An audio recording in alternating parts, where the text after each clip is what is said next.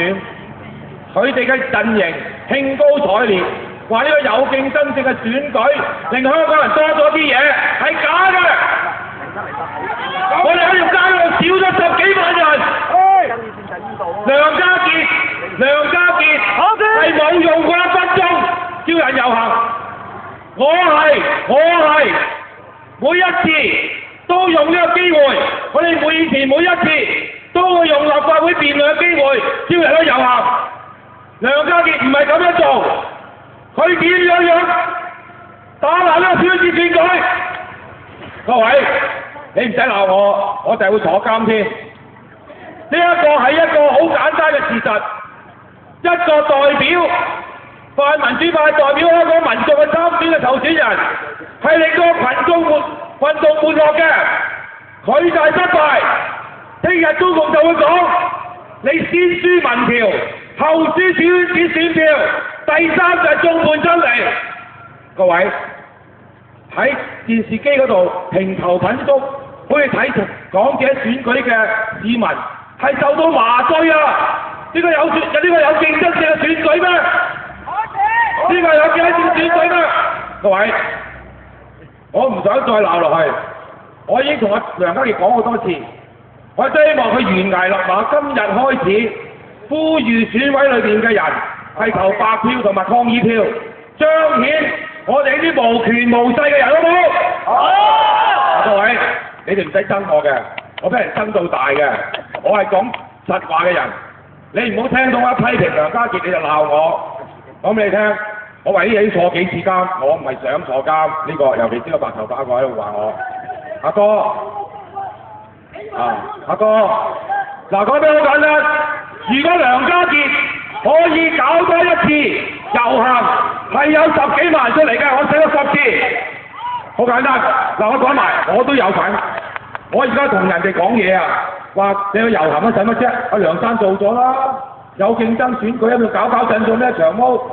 有競爭性選舉啊嘛，睇戲咪得咯。你唔信，你自己去你嗰條村嗰啲茶餐廳嗰度，同啲保皇黨講。聽日我就話俾你聽，你琴日咁少人出嚟遊行，你早唞啊，你就知。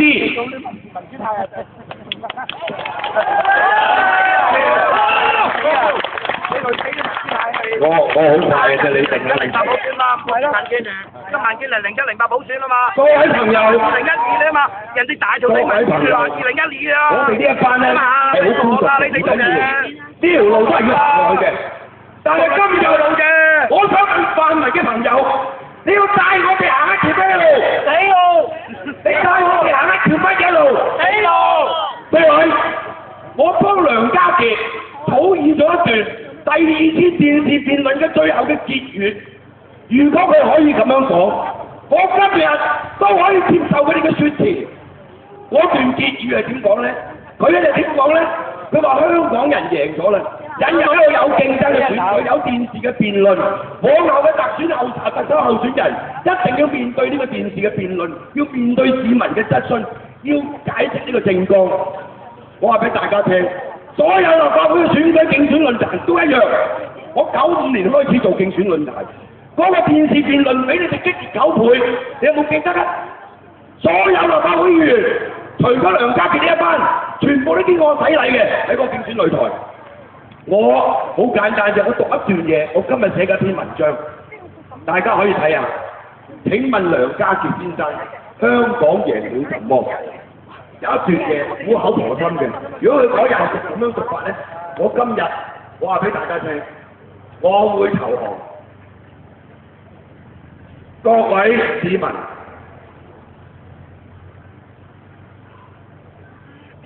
經過睇過2次香港有史以來第一次特首候選人辯論之後，大家對我梁家傑同埋曾蔭權先生係咪有咗進一步嘅認識呢？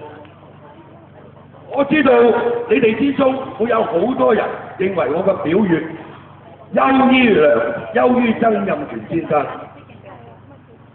但係如同你們之中有些人認為曾先生比我更適合當特首一樣，都不能投下你們心目中的候選人林正的一票。只有800個特權階級可以選特首。各位市民，哪怕我的表現是如何優越，哪怕你們是多麼希望有得揀，你們都沒有權選特首。我是絕對不能當選的。各位市民，我的參選不是為了當選，我是通過這次所謂有競爭的特首選舉，把小圈子選舉的荒謬性暴露在全香港市民面前。